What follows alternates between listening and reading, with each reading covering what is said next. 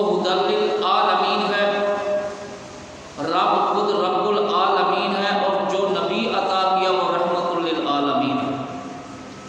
مسلمانوں 1,24,000 کم و بیش پیغمبر آئے۔ اللہ نے آدم علیہ السلام سے لے کر عیسیٰ علیہ السلام تک کسی کو رحمت للعالمین نہیں کہا۔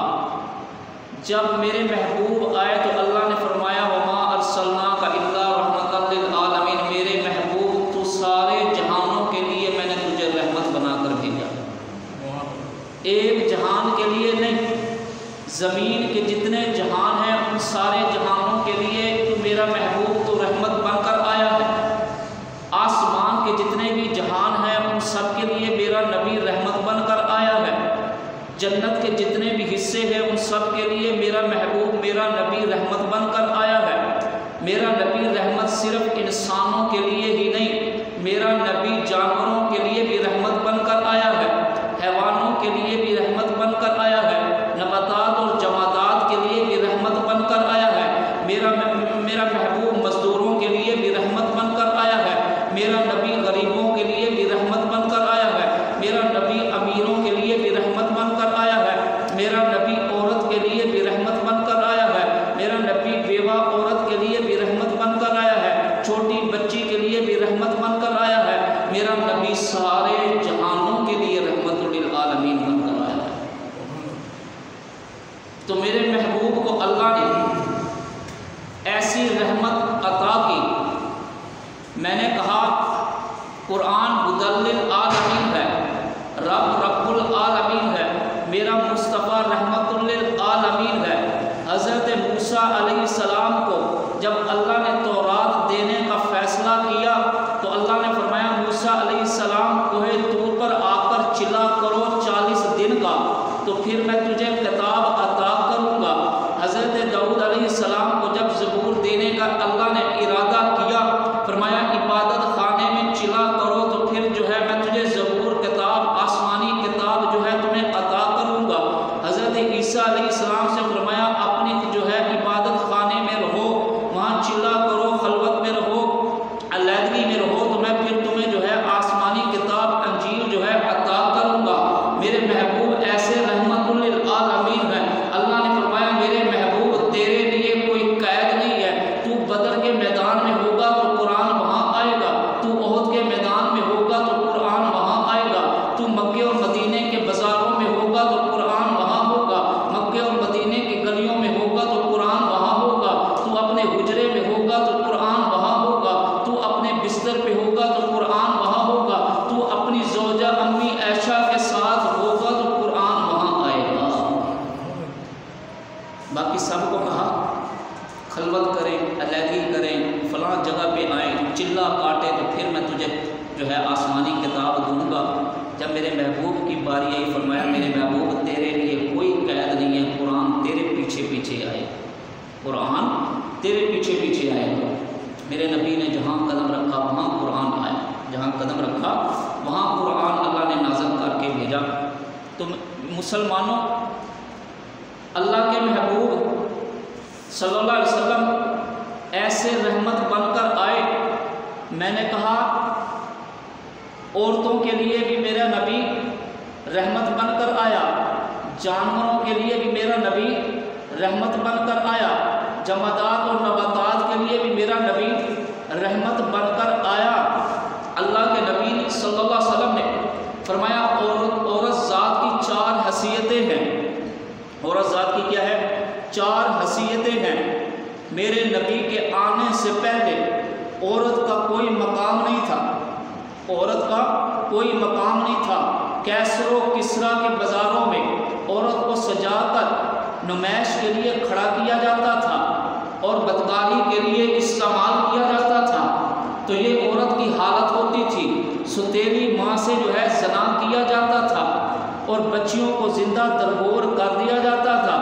جب میرے نبی آئے تو ایسے رحمت بن کر آئے، فرمایا آج سے جو ہے عورت کی 4 حیثیتیں ہیں۔ عرب والے حیران ہو گئے، قریش والے حیران ہو گئے، مشرک سارے حیران ہو گئے کہ یہ کیسا اعلان کر رہا ہے محمد بن عبداللہ صلی اللہ علیہ وسلم۔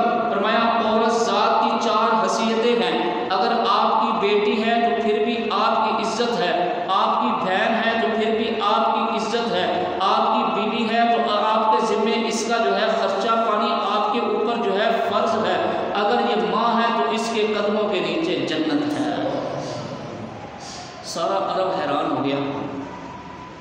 کیا ہوتا تھا، یہ کیسے اعلان کر رہے ہیں، عجیب و غریب، عورت کو اتنا مقام دے رہے ہیں، ہم تو سوتیلی ماں سے جو ہے زنا کرنے والے لوگ ہیں.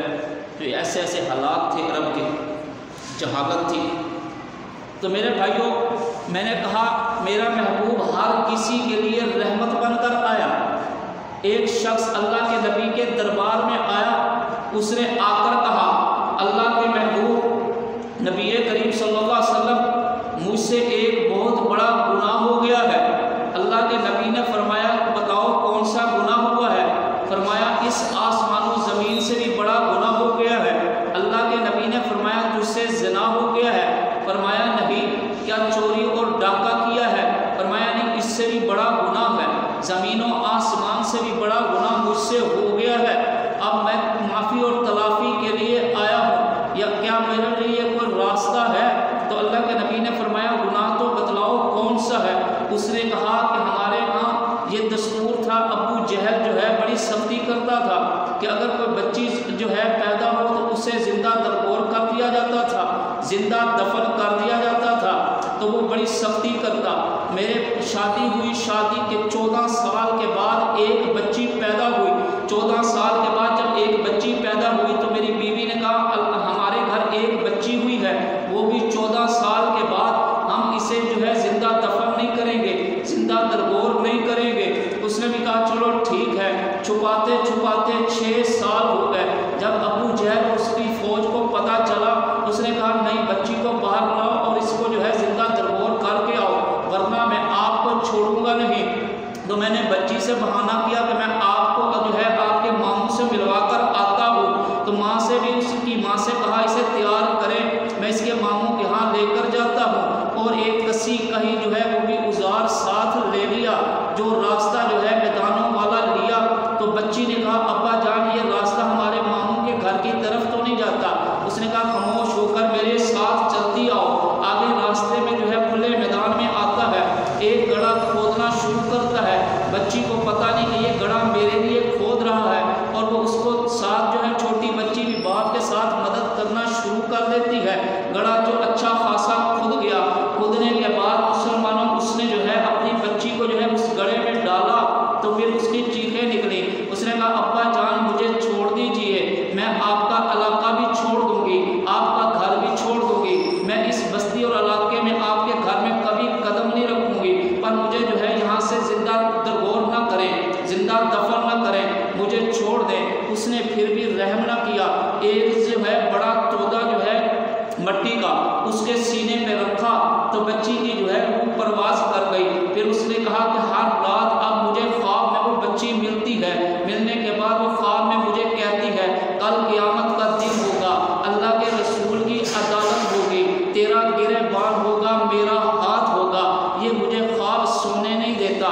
جب یہاں تک وہ پہنچتا ہے تو اللہ کے نبی کی آنکھوں میں آنسو آنا شروع ہو گئے، اور ایسے داڑھی مبارک جو ہے آنسوؤں سے تر ہو گئی. صحابہ بھی رو رہے ہیں، اللہ کے نبی بھی رو رہے ہیں. تو اللہ کے نبی نے فرمایا وہ شخص نے واقعی زمین و آسمان سے بھی بڑا گناہ کیا ہے، پر میری رحمت جو اللہ نے مجھے وما ارسلناک الا رحمۃ للعالمین بنا کر بھیجا ہے، میری رحمت اس سے بھی بڑی ہے. تیرے تو کلمہ پڑھ، اسلام میں داخل ہو جا، میری رحمت تیرے گناہوں پہ چادر ڈال دے گی.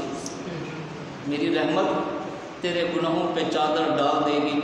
مسلمانوں اس کے بعد اللہ کے نبی نے وہیں اعلان کیا آج کے بعد جو مسلمان باپ 2 بچیوں کی اچھی طرح پرورش کر کے ان کی شادی کرے گا، رخصتی کرے گا، اللہ کا نبی اسے جنت کی ضمانت دیتا ہے. اللہ کا نبی اسے جنت کی ضمانت دیتا ہے. میرے مسلمانوں، عورت کے لیے بھی میرا نبی رحمت بن کر آیا کہ نہیں آیا؟ عورت کے لیے بھی رحمت بن کر آیا کہ نہیں آیا؟ آپ صلی اللہ علیہ وسلم نے تو 55 سال کی عمر کی عورت سے بھی نکاح کیا، شادی کی ہے. بیوہ کسی کو رہنے نہیں دیتے. جب جہالت کا دور تھا، جو بیوہ ہو جاتی تو لوگ اسے جو بدکاری کی طرف لگا دیتے تھے. میرے نبی نے تو 50 سال کی عمر کی عورت سے بھی شادی کی ہے، 40 سال کی عمر کی عورت سے بھی شادی کی ہے، 55 سال کی اور 53 سال کی عمر کی عورت سے بھی شادی کی ہے. یہ میرا نبی رحمت للعالمین بن کر آیا ہے. مسلمانوں، عید کا دن ہے، دو بچے بغیر قمیض پہنے گلی میں کھیل رہے ہیں، بغیر قمیض پہنے، سب جو ہے کھیل کود میں ہیں، نئے کپڑے پہنے ہوئے ہیں۔ اللہ کے محبوب نے پوچھا آپ لوگوں نے عید کے دن بھی کپڑے نہیں پہنے؟ وہ بچوں، انہوں نے کہا ہم یتیم ہیں، غریب ہیں، مسکین ہیں، ہمارے پاس کپڑے نہیں تھے۔ تو اللہ کے نبی نے یوں ان کو اٹھا کر حضرت امی عائشہ کے پاس لائے۔ امی عائشہ سے فرمایا آج کے بعد تو ان کی ماں ہے، میں محمد ان کا باپ، میں محمد صلی اللہ علیہ وسلم ان کا باپ۔ یہ وہ ہے رحمت للعالمین۔ مسلمانوں، میں نے شروع میں کہا میرا نبی جانوروں کے لیے بھی رحمت للعالمین بن کر آئے ہیں، جانوروں کے لیے بھی رحمت بن کر آئے ہیں، صرف انسانوں کے لیے نہیں۔ ایک اونٹ نے آ کر اللہ کے نبی کے دربار میں منہ رکھ دیا، ایک اونٹ نے آ کر اللہ کے نبی صلی اللہ علیہ وسلم کے دربار میں آ کر اپنا منہ رکھ دیا۔ صحابہ حیران ہے، وہ بڑبڑا رہا ہے۔ جب وہ چلا گیا تو اللہ کے نبی نے فرمایا اس اونٹ کے مالک کو بلا کر لاؤ۔ بلا کر لایا گیا تو اللہ کے نبی نے فرمایا تیرے اونٹ نے جو ہے مجھ سے شکایت کی ہے کہ جتنا تو اس سے کام لیتا ہے اتنا تو اس کو چارہ نہیں ڈالتا۔ آج کے بعد اللہ کے نبی تجھے حکم دیتا ہے جتنا کام لے گا اتنا تو اس سے چارہ ڈالے گا۔ جانوروں کے لیے بھی رحمت بن کر آیا کہ نہیں آئے؟ ایک ہرنی جو ہے شکار ہو کر مسلمانوں نے، صحابہ نے کی، تو وہ شکار ہو کر آئی تو اللہ کے نبی کے پاس لایا گیا کہ یہ ہرنی ہم نے پکڑی ہے۔ تو ہرنی کہتی ہے اللہ کے نبی مجھے چھوڑ دیجیے، میرے بچے پیچھے بھوکے ہیں، میں آپ سے وعدہ کرتی ہوں۔ دیکھو آج ہم اپنے وعدوں کی طرف بھی دیکھیں، ایک جانور کا وعدہ بھی دیکھیں جو اس نے اللہ کے نبی سے کیا۔ میرے بچے پیچھے پیاسے ہیں، بھوکے ہیں، میں ان کو دودھ پلا کر میں وعدہ کرتی ہوں اللہ کے نبی میں آپ کے پاس واپس آ جاؤں گی۔ اللہ کے نبی نے فرمایا مسلمانوں اسے چھوڑ دو، اسے چھوڑ دو۔ تو میرے بھائیوں مسلمانوں کو اللہ کے نبی جانوروں کے لیے بھی رحمت بن کر آئے ہیں۔ ایسے مجمع لگا ہوا ہے، میرا نبی امیروں کے لیے بھی رحمت بن کر آئے ہیں، غریبوں کے لیے بھی رحمت بن کر آئے ہیں، سارے جہانوں کے لیے رحمت للعالمین بن کر آئے ہیں۔ ایسا مجمع لگا ہوا، اللہ کے نبی یوں داخل ہوئے تو اللہ کے نبی صلی اللہ علیہ وسلم یوں مصافحہ کر رہے ہیں سب مزدوروں کا، مزدوروں کی لائن لگی ہوئی ہے۔ تو ایک مزدور کا یوں اللہ کے نبی نے مصافحہ کیا، سلام کیا، ہاتھ بڑا سخت تھا۔ پھر اللہ کے نبی نے یوں ہاتھ دیکھا، دیکھنے کے بعد کہا کہ آپ کون سا کام کرتے ہو؟ اس نے کہا میں لوہے کا کام کرتا ہوں، کہ لوہے کو کوڑتا ہوں، جس کی وجہ سے میرے ہاتھوں میں گٹے پڑے ہوئے ہیں، میرے ہاتھ بڑے سخت ہو گئے ہیں۔ اللہ کے نبی نے یوں اس مزدور کا ہاتھ چوم لیا۔ اور مسلمانوں آج کوئی لیڈر ایسا دکھاؤ تو صحیح، اتنی صدییں گزر گئی ہیں جس نے کسی مزدور کا ہاتھ چوما ہو؟ ہاتھ چوما ہے تو میرے نبی نے مزدور کا ہاتھ چوما۔ چومنے کے بعد فرمایا اللہ کے نبی نے سب سے بہترین روزی اس شخص کی ہے، سب سے بہترین روزی اس شخص کی ہے۔ پھر آگے بتاؤں کیا کہا اللہ کے نبی صلی اللہ علیہ وسلم نے اسی جگہ پہ؟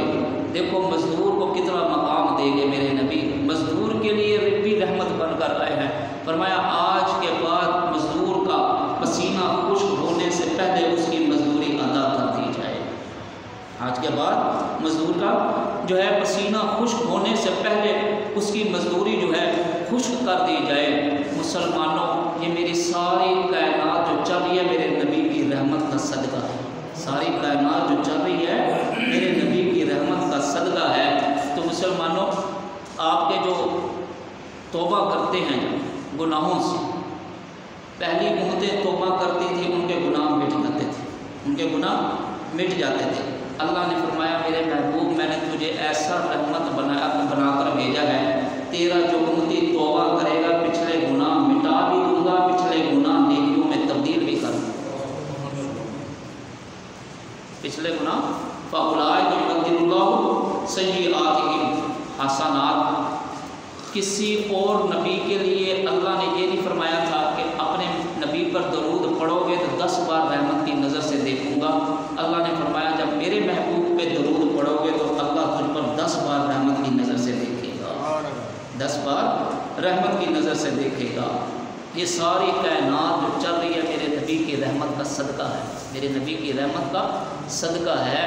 جو آپ اس دور میں جو جن کا کپڑا پلیت ہو جاتا تو وہ اس کو کاٹ کر اور کپڑا لگاتے تھے، یہ میری نبی کی رحمت کا صدقہ ہے۔ اللہ نے فرمایا میرے محبوب تیری امت میں کوئی سختی نہیں ہوگی، کاٹنے کی ضرورت بھی نہیں، نیا کپڑا لگانے کی ضرورت بھی نہیں، ایسے پانی بہا دے گا تو میں کپڑے کو پاک کر دوں گا، پانی بہا دے گا میں کپڑے کو پاک کر دوں گا۔ اور کتابیں بھی نازل ہوئی مسلمانوں، حضرت موسیٰ علیہ السلام پر تورات نازل ہوئی، حضرت داؤد علیہ السلام پر زبور نازل ہوئی، حضرت عیسیٰ علیہ السلام پر انجیل نازل ہوئی۔ اللہ نے یہ نہیں کہا کہ یہ پڑھیں گے تو اتنی نیکیاں دیتا چلا جاؤں گا یا اس حرف پہ اتنی نیکیاں دوں گا۔ جب میرے نبی کی باری آئی فرمایا وہ کتاب دوں گا جو ساری کتابوں سے اعلیٰ ہو گئی، وہ کتابیں حفظ نہیں ہو سکی، یہ تو کتاب حفظ آپ سے بھی اور آپ کی امت سے بھی یہ کتاب حفظ ہوتی چلی جائے گی، اور اسے جو آپ پڑھیں گے تو ایک حرف پہ 10 نیکیاں دے دوں گا۔ میں نے پہلا لفظ اللہ نے فرمایا ایسا رکھا ہے جو پڑھے گا تو 30 نیکیاں عطا کر دوں گا۔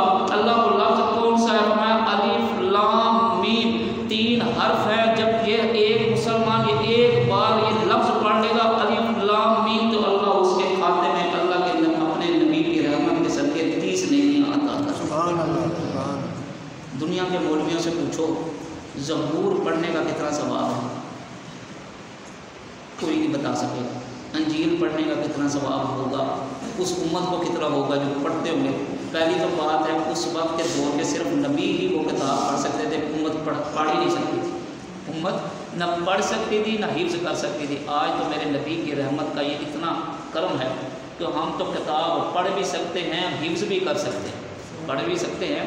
صحابہ کو جو علم ملا میرے نبی کی رحمت کا صدقہ ہے، صحابہ نے جو عبادت کی وہ میرے نبی کی رحمت کا صدقہ ہے، صحابہ نے جو رکوع کیے وہ میرے نبی کی رحمت کا صدقہ ہے، صحابہ نے جو جہاد کیا، لڑائیاں کی، وہ سارے میرے نبی کی رحمت کا صدقہ ہے، صحابہ نے جو نمازیں پڑھی ہے وہ سارے میرے نبی کی رحمت کا صدقہ ہے، جو روزے رکھے ہیں وہ سارے میرے نبی کی رحمت کا صدقہ ہے۔ حضرت ابو بکر پہلے ابو بکر تھے، جب نبی سے جڑے نبی کی رحمت میں آئے تو صدیق بن گئے۔ حضرت عمر پہلے عمر تھے تو جب نبی کی رحمت میں آئے تو عدل و انصاف کا بادشاہ بن گئے، فاروق بن گئے۔ حضرت عثمان پہلے عثمان تھے، جب نبی کی رحمت میں آئے ذوالنورین الغنی بن گئے۔ حضرت علی پہلے علی تھے، جب نبی کی رحمت میں آئے تو حیدر قرار بن گئے۔ تو صحابہ کو شان ملی تو میرے نبی کی رحمت کے صدقے، میرے نبی کی رحمت کے صدقے۔ تو مسلمانوں آپ پر جیسے نماز فرض ہے، جیسے نماز فرض ہے ایسے نبی پر درود بھیجنا فرض ہے۔ ایسے ہی ہم زبان خالی الفاظوں میں تو باتوں میں بڑی چلاتے ہیں، باتوں میں بڑی چلاتے ہیں، نبی پر درود بھیجنے کا ہمارے پاس ٹائم نہیں ہوتا۔ جیسے نماز فرض ہے، جیسے طاقت و ہمت تندرست پر روزہ فرض ہے، پیسے والے استطاعت والے پہ زندگی میں ایک بار حج کرنا فرض ہے ورنہ وہ پکڑا جائے گا، تو ایسے ہی نبی پر درود بھیجنا فرض ہے۔ ایک شخص کل قیامت والے دن پکڑا جائے گا آخری بار، تو اللہ تعالیٰ فیصلہ کر رہا ہوگا تو اس کے گناہوں کا پلڑا جھک جائے گا، نیکیاں ہوں گی نہیں، پلڑا اوپر ہو جائے گا، تو ایک ہستی آگے بڑھے گی، اپنا ٹکا جیب سے نکالے گی اور نیکیوں والے پلڑے میں رکھے گی تو گناہوں اڑ جائیں گے، نیکیوں والا پلڑا جھک جائے گا۔ ساری خلقت دیکھے گی یہ کون سی ہستی ہے، دیکھیں گے تو وہ اللہ کے نبی محمد صلی اللہ علیہ وسلم ہے۔ تو جب فرشتے دیکھیں گے کہ پرچی کون سی رکھی ہے تو اس کے نیکیاں اس شخص کی اور تو کچھ نہیں تھی، لیکن وہ دن اور رات اللہ کے نبی پر درود پڑھتا ہوگا۔ ایسا وہ شخص ہوگا جب پرچی کھولے گا تو اس پر درود لکھا ہوا ہوگا۔ تو اللہ تعالیٰ